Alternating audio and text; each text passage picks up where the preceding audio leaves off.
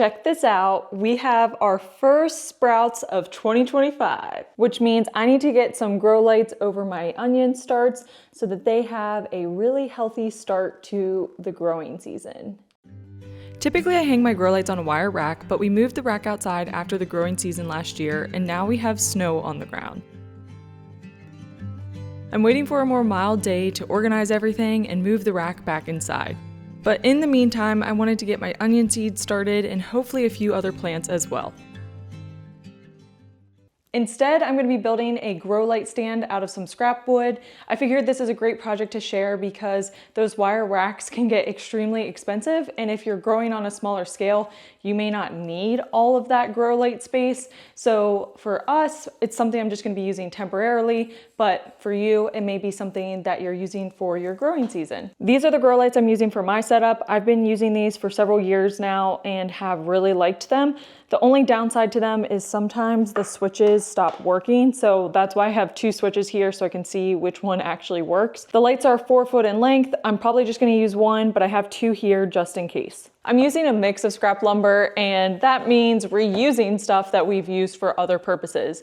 This little stand here, Alex actually came up with to help us raise our sink into place, our kitchen sink, because it's like this large granite composite sink. It would have been really hard for me to hold it exactly in place while he was trying to mount it and then also caulk it. And so he built this very janky temporary mount. It worked for the job that we were doing, and now I'm going to repurpose it again. Don't want to forget my safety glasses. One of my goals for this year is to get better at woodworking. I know the basics of how to use most tools, but I'm not confident in my skills. We always joke that I'm Alex's apprentice because oftentimes I do the easy tasks like making repeat cuts or drilling the same hole many times. For this grow light stand I'm making today, I came up with some initial ideas and then asked him for his feedback on the overall plan. The purpose of this project is to build something quick and easy with minimal effort and lumber that we already had on hand. The end result isn't meant to be pretty, but instead functional. I'm not sure where this 2x4 came from, but it is very weathered, and my guess is that it was some of the framing lumber that we received in like our big bunch whenever we were building this. And obviously we didn't want to put this in the wall. So it's getting repurposed today. It's probably had other purposes in the past. It looks like there's some screw holes in it, but today it is going to be a grow light stand. Harbor Freight roller stand for the win. When it comes to building our homestead, function is more important than aesthetics. As much as we'd love for everything we make to be absolutely beautiful, it's not always realistic with our budget or timeline. It's easy to get sucked into thinking your projects need to look a certain way or you need to have a detailed plan before starting, but I find that thought process significantly reduces my progress. I'm left feeling overwhelmed before I even start.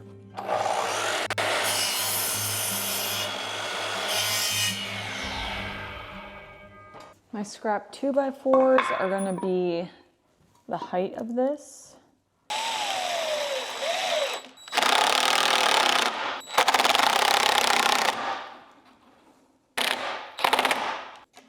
I'm gonna get smarter.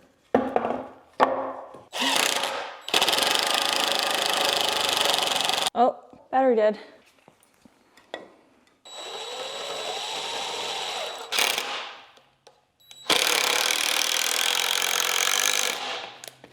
Okay, so I have the general structure here, and then the idea is that I will create little feet for this to stand on. So it's gonna be like this to help it stay balanced.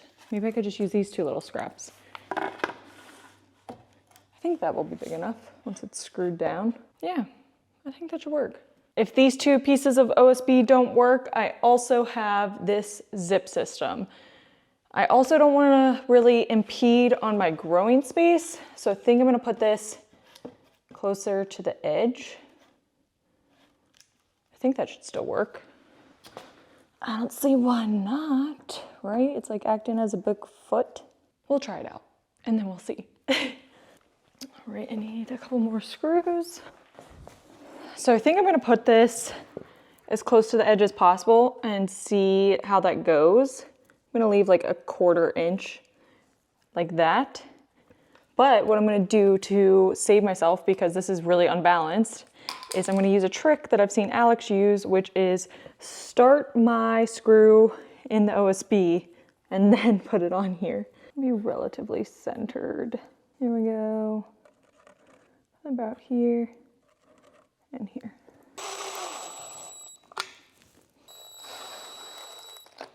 Okay.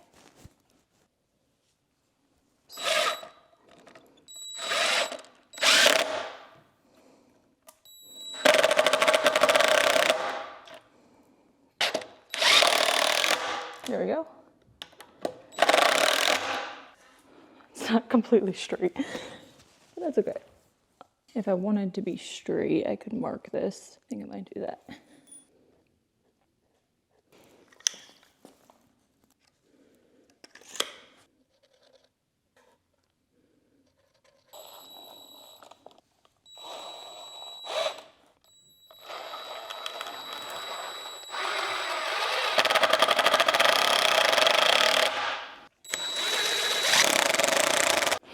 All right, will this be stable enough? Let's see.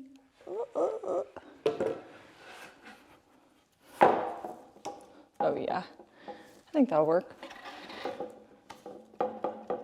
Stable enough for my use.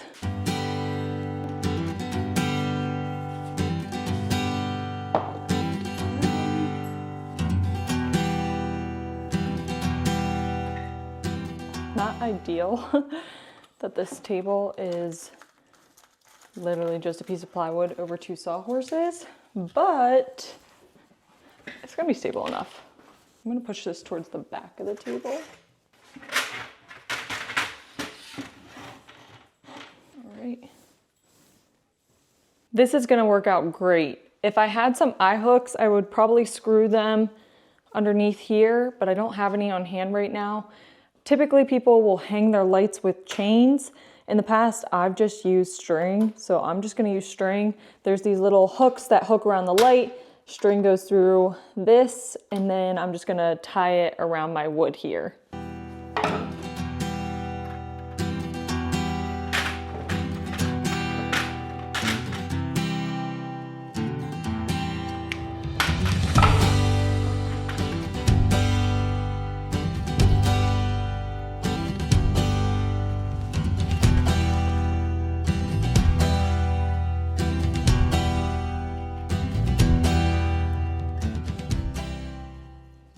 It was all looking great until I realized that I forgot about plugging in the wire. The wire plugs in here on the end, and I really cannot get this over here. So I could either pull this out and let it sit at an angle, or better yet, I could drill a hole through here so that the wire could go through there. Or the last option would be to add 2 2x4s so that they're perpendicular to this board, and then I could hang both of my lights off of that. Let's go ahead and test my lights and see if these switches work. Okay, this switch appears to work. Perfect. They're gonna have to be up higher. I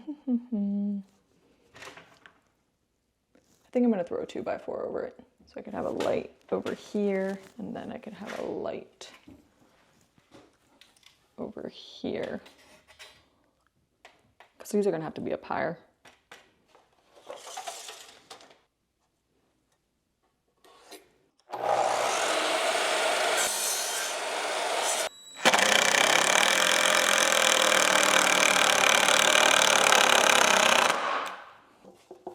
Honestly, I can just get away with one. There we go. Okay, we are back in business. Let's see how this works. Oh my goodness.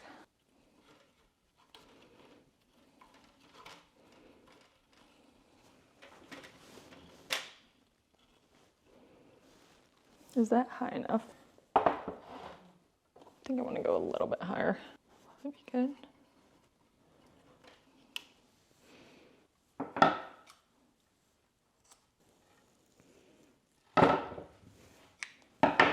I found if you put a wood screw on the top portion and then tied around it, it was a lot easier.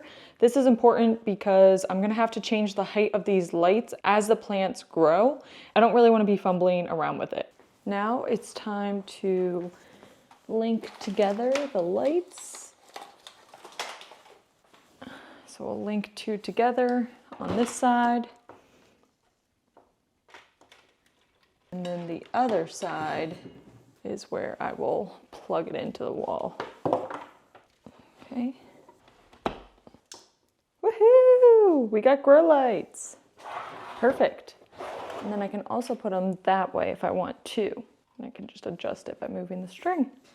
Perfect.